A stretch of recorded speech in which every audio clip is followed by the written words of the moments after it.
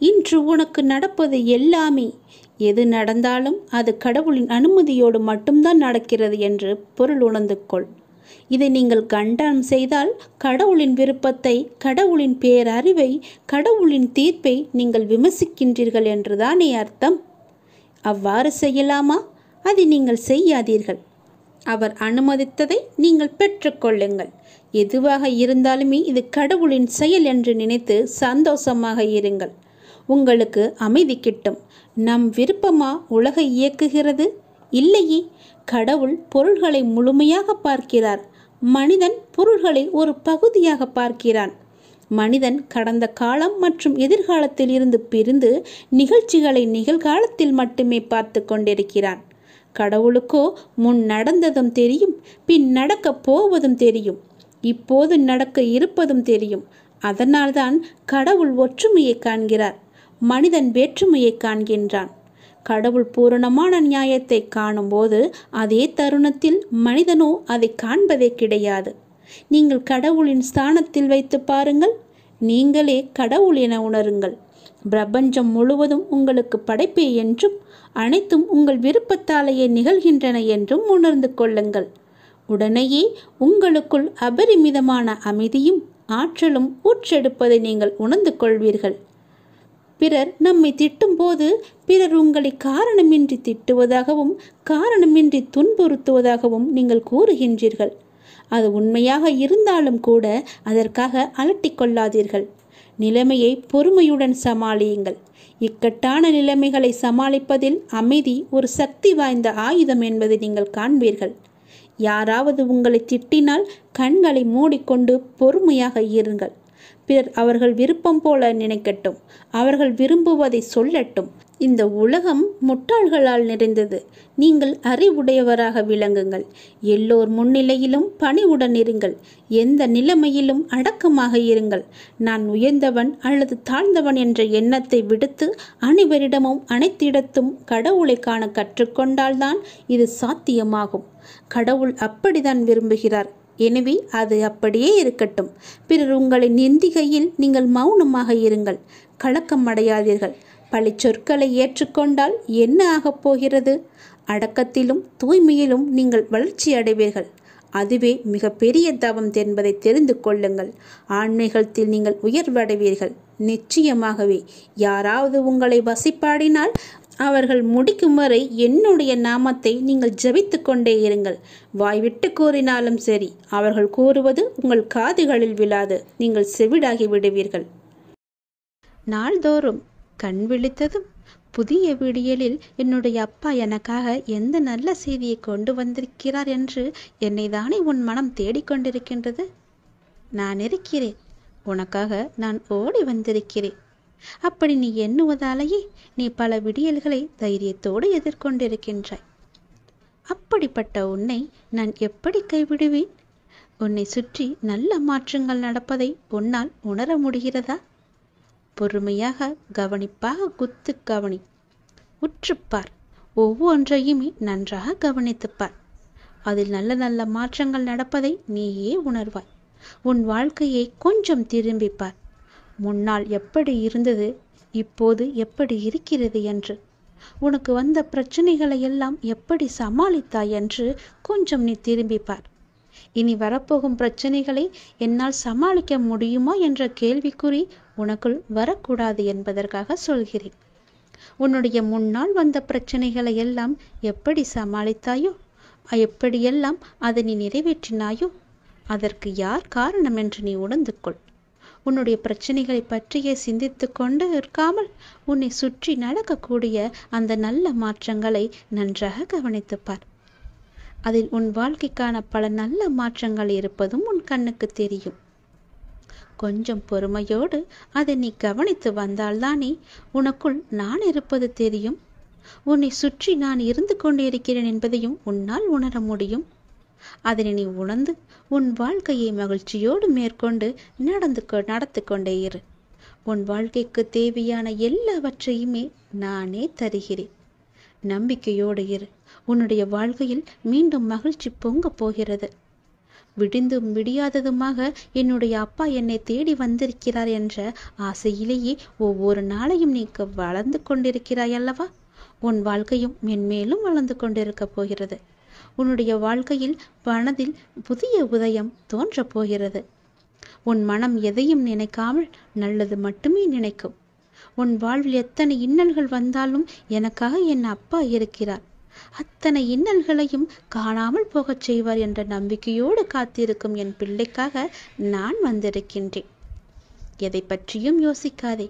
எந்த எதிர்மறை வந்தாலும் தூக்கி எறிந்துவிடு. எனக்குள்ளே நேர்மறை இருக்கின்றது. நான் ஏன் எதிர்மறையை பார்த்து பயப்பட வேண்டும்? என்னுடைய ஆசை எல்லாம் நிறைவேறப் போகிறது. என்னுடைய நீண்ட கால பயணத்திற்கு எனக்கு துணையாக என் அப்பா வருகிறார் என்ற நல்லது நடக்கும் என்ற நம்பிக்கையோடு நீ நடந்து கொண்டிரு. உனக்கு கிடைக்க வேண்டிய எல்லாமே உன் கையில் வந்து சேரும். இழந்த செல்வங்களாகட்டும், இழந்த உயிராகட்டும், இழந்த அன்பான உறவாகட்டும், எதுவாக இருந்தாலும் மீண்டும் உன்னிடம் வரும். உன் உழைப்பிற்கான ஊதியமும் தாமதமின்றி உன் கையில் வந்து சேரும். எங்கு எல்லாம் உன்னுடைய பொருளாதாரம் தடைப்பட்டு இருந்ததோ அந்த தடைகள் எல்லாம் விலக்கப்படும். உன்னுடைய நேர்மறை எண்ணத்திற்கு பரிசாக அனைத்துமே உன்னிடம் வந்து சேரும். உனக்கு தேவையான அனைத்துமே கூடிய விரைவில் உன் கையில் வந்து சேரும். நீ எதிர்பார்க்கும் நன்மைகள் எல்லாம் ஒவ்வொன்றாகவே நடக்கத் தொடங்கும். சில துன்பங்கள் எல்லாமே முடிந்துவிட்டது. எந்த துன்பத்திலும் நீ என் மீது கோபமோ வருத்தமோ கொள்ளாமல் உன்னுடைய வாழ்வை நீ புரிந்து பொறுமை காத்தாய் அல்லவா? அதற்கான பலன் உனக்கு கிடைக்கப் போகிறது. உனக்குள் வரும் எதிர்மறை சிந்தனைகளுக்கு நீ இடம் கொடுக்காதே. அதை மட்டும் இப்போது நீ செய்தால் போதும். உனக்குள் எதிர்மறை எண்ணம் வந்தால் அந்த எதிர்மறையை உடனே அழித்துவிடு, வேரோடு தூக்கி எறிந்து விடு. எப்பொழுதும் உனக்குள்ளும் உன் மனதிற்குள்ளும் நேர்மறை என்ற எண்ணம் மட்டும்தான் இருக்க வேண்டும். நல்லது என்ற சிந்தனை மட்டும்தான் எழ வேண்டும். மாயைக்கோ எதிர்மறைக்கோ இடம் கொடுத்து விடாதே. இப்போது நீ அதை செய்தால் போதும். உனக்கான புதிய சூழல் ஆரம்பமாகின்றது. அதற்காகத்தான் நான் சொல்கிறேன். பல நன்மைகள் உன்னுடைய வாழ்வில் நடக்கப் போகிறது. நீ எடுத்து வைக்கும் ஒவ்வொரு அடியும் இனி வெற்றிப்படியாகவே மாறப்போகிறது. கவலைப்படாதே. ஒருவர் உன்னால் மனம் முடிந்து இறைவனிடம் முறையிட்டு அழும் நிலைக்கு ஒருபோதும் யாரும் கொண்டு வந்துவிடக்கூடாது. உடைக்கப்பட்ட மனங்களின் வேண்டுதல்கள் இறைவனிடத்தில் அத்தனை பலம் மிகுந்தவையாக இருக்கும். அது விரட்டி விரட்டி தண்டிக்க கூடியவை. அதனால் எப்போதும் யாருக்கும் எந்த துரோகமும் செய்யாத அளவுக்கு பார்த்துக்கொள். நம்பிக்கை துரோகம் என்பது மிகவுமே பாவத்தில் போய் சேரும். நம்பிக்கை துரோகம் மட்டும் செய்யக்கூடாது. உன் வாழ்வில் நீ படும் வேதனைகள் அனைத்தும் பொடி பொடியாக உன்னை விட்டு நீங்க போகிறது. நீயும் உன் வாழ்வில் படிப்படியாக முன்னேறி கொண்டே வருவாய். அது உனக்கே தெரிய வரும். என்னுடைய ஆசீர்வாதம் என்றும் உனக்கு நிலைத்து இருக்கும். கவலைப்படாதே. யாரேனும் ஒருவருக்காக உதவி செய்யும் வாய்ப்பை நான் உனக்கு தருவேன். அப்படி அந்த வாய்ப்பை இறைவன் உனக்கு கொடுத்தால் அதன் மூலம் நீ பெரும் பாக்கியம் பெற்றவனாக இருக்கின்றாய் என்பதை உணர்ந்து கொள். யாராவது உன்னிடம் உதவி என்று கேட்டால் தயங்காமல் செய்துவிடு. மறுக்காதே. உன் கஷ்டம் விலக என்னுடைய கரங்கள் நிச்சயம் உதவும். என்னுடைய கரமானது எப்போதும் உன்னை பிடித்து கொண்டுதான் இருக்கிறது. நீ எப்போது என்னை பார்த்தாயோ அந்த நொடி முதல் உன்னுடைய கவலை, உன்னுடைய கஷ்டம், உன்னுடைய வறுமை, உன்னுடைய பிணி இவை அனைத்துமே உன்னை விட்டு விலகி ஓடிவிடும். என்னுடைய நாமத்தை ஒரே ஒரு முறை சொல்லிப்பார். எல்லாம் உன்னை விட்டு விலகுவதை பார். எதிர்மறை சென்று நேர்மறை உன்னை தேடி வருவதை உணர்ந்து கொள். என் நாமமே உனக்கு பாதுகாப்பாக இருக்கும். எந்த சூழ்நிலையிலும் எந்த காரணம் கொண்டும் யாரிடமும் வீண் வாதங்களை செய்யாதே. யாராவது உனக்கு கெடுதல் நினைக்கிறாய் என்று தெரிந்தால் அவர்களிடமிருந்து நீ விலகி வந்துவிடு. உன் வாழ்க்கையில் நான் இருக்கிறேன் என்பதை மறந்து விடாதே. எப்போது நீ மறந்தாயோ அந்த நொடி உன்னிடமிருந்து நான் வெளிவந்து விடுவேன். உன் இதயத்தில் குடியிருக்கும் எனக்கு உன்னுடைய கஷ்டங்கள் தெரியாமல் இருக்குமா என்ன? நீ என்னை முழு மனதாக நம்பிவிட்டாய். பொறுமையுடன் காத்து கொண்டும் இருக்கின்றாய். உனக்கு எந்த துன்பமும் நேராமல் என் வார்த்தைகளில் நம்பிக்கை வைத்து காத்திருக்கின்றாய் அல்லவா? அப்படி இருக்கும் உனக்கு நல்லது செய்யாமல் நான் எங்கே போகப் போகிறேன்? என்னுடைய உண்மையான முழுமையான பக்தன் நீ. உனக்கு அடிக்கடி நான் சொல்வது ஒன்றுதான். விரைவில் உயர்ந்த நிலைக்கு வரப்போகிறாய் என்று சொல்கிறேன். என்னை சரணாகதி அடைந்து விட்டாய். நானே கதி என்று எப்போதும் இருக்கின்றாய். அப்படி அடைந்தால் நான் உன்னை நிச்சயம் பாதுகாப்பேன். நீ உன்னுடைய வாழ்வை எப்போது குறை சொல்லாமல் ஏற்றுக்கொண்டாயோ, நான் கொடுத்த வாழ்வை நீ முழுமையாக ஏற்றுக்கொண்டாயோ, அப்போதே உன்னுடைய வினையை நீ புரிந்து கொண்டாய் என்று அர்த்தம். உன்னுடைய கர்ம வினையை நீ குறைத்து கொண்டாய் என்று அர்த்தம். அப்போதே உன்னுடைய வாழ்வில் பல மாறுதல்கள் உன் வாழ்வில் நடக்க ஆரம்பித்து விட்டன. நீ விரும்பியபடி நடந்தால்தான் மகிழ்ச்சி இருக்கும் என்று நினைத்தாய் அல்லவா? ஆனால் இப்போது உனக்கு அமைந்த இந்த வாழ்க்கையே நீ நினைத்த மாதிரியே மாற்றிக்கொண்டாய். அனைத்து மகிழ்ச்சியும் உன்னை தேடி வர வைத்து விட்டாய். இடமாற்றமாகட்டும், வேலையாகட்டும், எதுவாக இருந்தாலும் மாற்றம் என்று நீயே அதை ஏற்றுக்கொண்டு அதன்படியே நீ வாழத் தொடங்கிவிட்டாய்.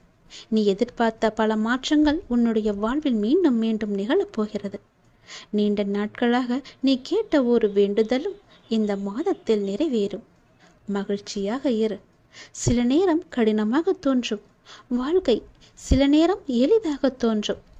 சில நேரம் இதனை கடந்துவிட முடியும் என்ற நம்பிக்கையில் இருப்பாய்.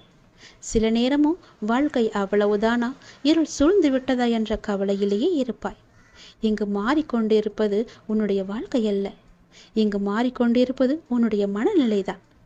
இதனை நீ தெளிவாக புரிந்து கொண்டால் எப்பொழுதும் ஒரே மனநிலையில் இருந்து உன்னுடைய வாழ்க்கையை நீ வெற்றி கொள்ள முடியும். அனுபவங்களை பெற்றுவிட்டாய். ஞானமும் பெறத் தொடங்கிவிட்டாய். இனி வாழ்க்கையை வெல்வது ஒன்றுதான் மிச்சம். அதையும் நீ நிச்சயம் வெல்வாய் என்ற நம்பிக்கையோடு ஒவ்வொரு நாளையுமே நீ எழுந்து வா. நம்பிக்கையோடு கடந்து வா. உனக்கு துணையாக உன் அப்பா எப்போதும் துணை இருந்து கொண்டே இருப்பேன். எதிர்பார்த்தது நடக்காத வரை வாழ்க்கை ஏமாற்றமாக தோன்றும். ஆனால் எதிர்பாராத ஒரு நல்ல விஷயம் உன்னுடைய வாழ்வில் நடந்துவிட்டால் அந்த வாழ்வு எவ்வளவு அதிசயமானதாக மாறும். என் குழந்தையே, உன்னுடைய வாழ்வில் அந்த அதிசயங்களை நான் நடத்தி வைக்கப் போகின்றேன். உன்னுடைய வாழ்க்கை அவ்வளவுதானா என்று நினைத்து கொண்டிருக்கும் நேரத்தில், நீ சற்றுமே எதிர்பாராத ஒரு நேரத்தில் உன்னுடைய வாழ்வில் ஒரு அற்புதம் நடந்து எல்லாவற்றையுமே, அதாவது உன்னுடைய கஷ்டங்கள், கடன் பிரச்சனைகள், கவலைகள் என எல்லாவற்றையுமே அது நிச்சயம் மாற்றிவிடும். உன் கண்ணீரில் கரைந்து விட்டது உன்னுடைய கர்ம வினைகள்.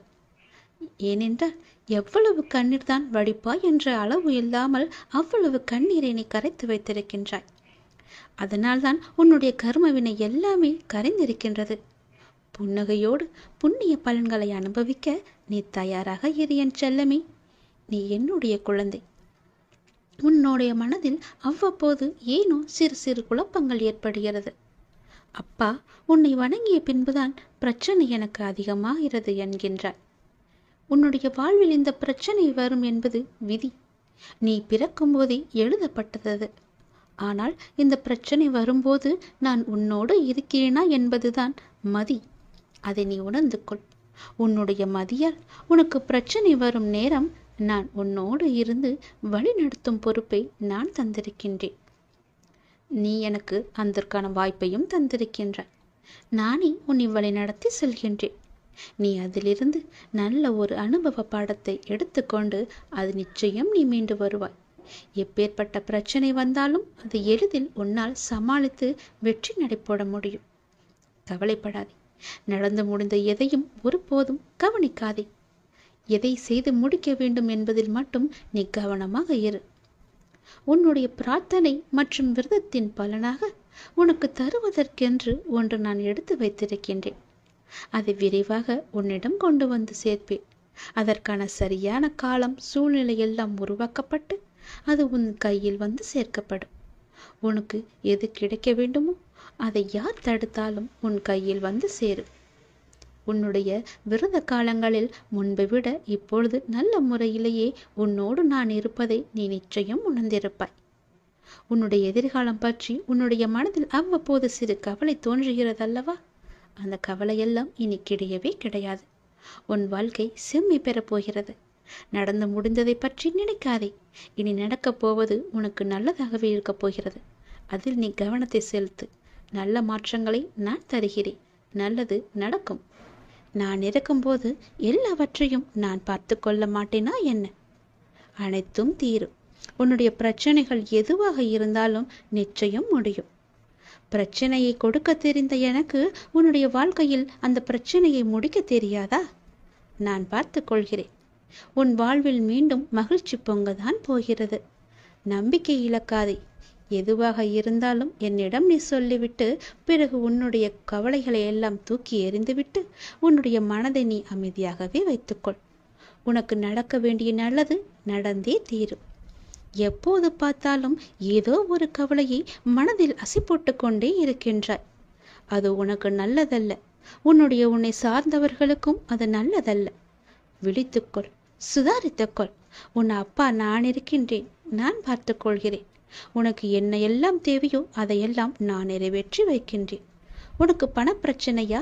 அதை நானே தீர்த்து வைக்கிறேன். உன் கடன் அடைக்க முடியாத அளவிற்கு எவ்வளவு பணப்பிரச்சனை இருந்தாலும் அதை நான் தீர்த்து வைக்கிறேன். உனக்கு மனக்குழப்பம் அதிகமாக இருந்தால் என்னிடம் மனம் விட்டு பேசு. உன் மனதை நான் சரி செய்கிறேன். மிகவுமே உனக்கு கஷ்டமாக இருந்தால் என்னுடைய ஆலயத்திற்கு வா. ஏதோ ஒரு ஆலயத்திற்கு சென்று அங்கு விளக்கு ஏற்று. அந்த தீப வெளியில் உன்னுடைய கஷ்டங்கள் எல்லாம் எரிந்துவிடும். உனக்கு நேர்மறை அதிகமாகவே வர வேண்டும் என்றால் தினமும் ஆவது வாரத்திற்கு ஒரு முறையாவது ஏதோ ஒரு ஆலயத்திற்கு செல். நீ எந்த ஆலயத்திற்கு சென்றாலும் அங்கு நான் இருப்பேன். ஏதாவது ஒரு ரூபத்தில் உன் கண் முன்னே நான் தோன்றுவேன். பயப்படாதே. எதற்கும் நீ அஞ்சாதே. உன்னுடைய மனதில் உள்ள கவலைகள் கஷ்டங்கள் எல்லாவற்றிற்கும் நான் தீர்வு தருகிறேன். உன் மனதை நீ அமைதியாக வைத்திருந்தால் மட்டும் போதும். என்னுடைய பிள்ளை அல்லவா?